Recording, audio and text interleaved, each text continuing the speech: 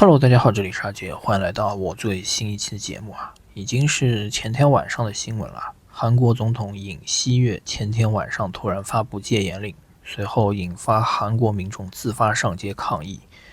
6小时后，国会以190-0的投票结果否决了该戒严令。起初呢，我以为是北边的金三胖又搞什么幺蛾子了，所以呢，韩国这边采取了相应的行动。但是看了一圈新闻啊，发觉并没有啊。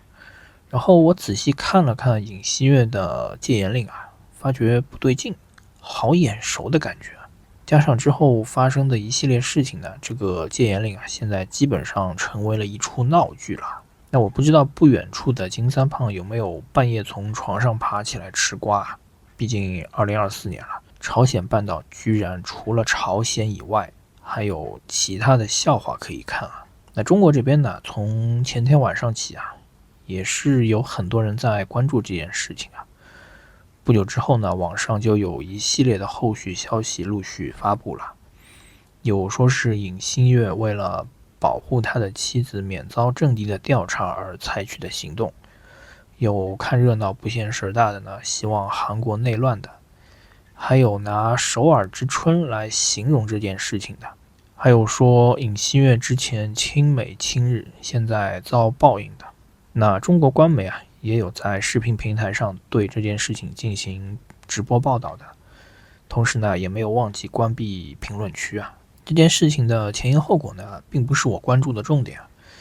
这件事的确有可能会对亚太地区的局势产生一定的影响，但是我觉得此刻更重要的是啊，中国人对这件事情的反应啊。那在我看来呢，这件事情的确有可能在未来被当做一个笑话来讲啊，但是中国人真的有资格去嘲笑韩国人吗？那中国这边呢，对韩国政坛的看法，长期以来呢，无非就是财阀控制政坛，阶级固化，总统无意善终，美国的海外军事基地，并且呢，一直有人嘲笑韩国是个没有主权的畸形国家。那我不否认这里有一部分的问题在韩国的确存在啊。那还是那句话，中国人真的有资格去嘲笑韩国吗？我们来看一下这个戒严令里禁止的活动啊。简单概括下来呢，就是第一条呢是禁止政治活动，第二、3条总结起来呢就是控制媒体，第4条呢则是禁止罢工，第5条啊是要求医务人员随时待命。那目前看目的呢，就是为了应对可能的流血事件啊。第6条呢就是禁止市民出行啊。这里每一条啊都可以说是韩国人的基本人权啊，而且是得到保障的那一种啊。相比之下，中国人能享有哪些权利啊？政治活动权利没有，新闻喉舌呢这么多年一直是掌控在中共手里的。罢工的话呢，中国人都没有工会啊。那中国人倒是见识过医务人员连夜救治伤员的情况，89年嘛，最后自由出行。反正呢，中共是说22年中国的百姓是自发的封闭在家里的，很多基本的人权啊，中国人都没有办法得到保障啊，哪有资格去嘲笑韩国啊？更不用提韩国普通百姓在面对总统的无理戒严下，直接上街抗议了。半年前我羡慕过台湾民众，这几天呢，我又要羡慕韩国人了。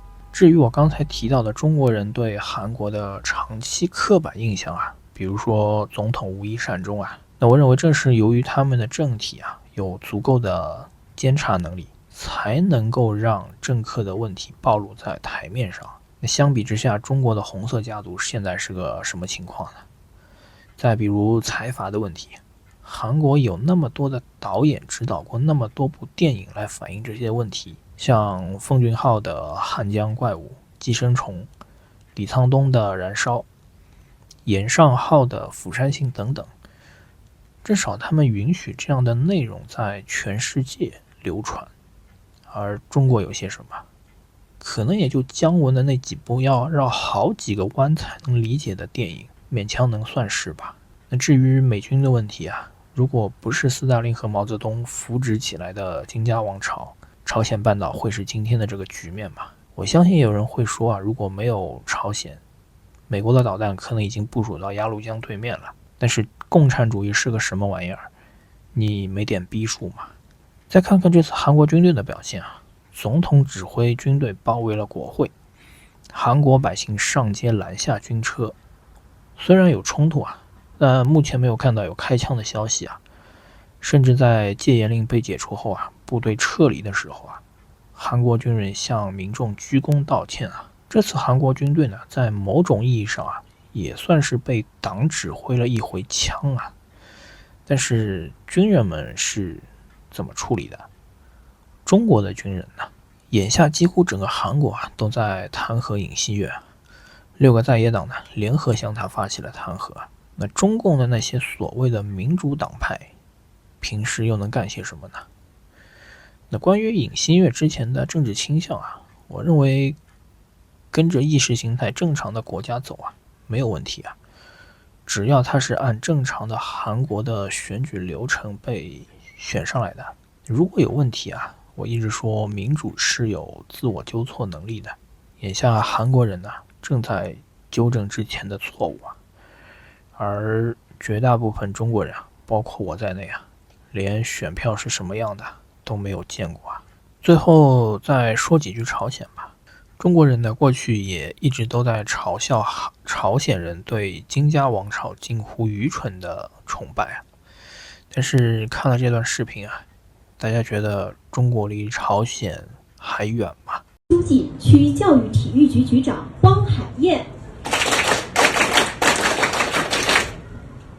江西科技师范大学党委书记裴红卫。那关于韩国的这次戒严令的闹剧呢，我想就先讲到这里了吧。大家有什么看法的呢？也是欢迎在评论区理性的讨论吧。这期呢就先讲到这里吧，谢谢大家。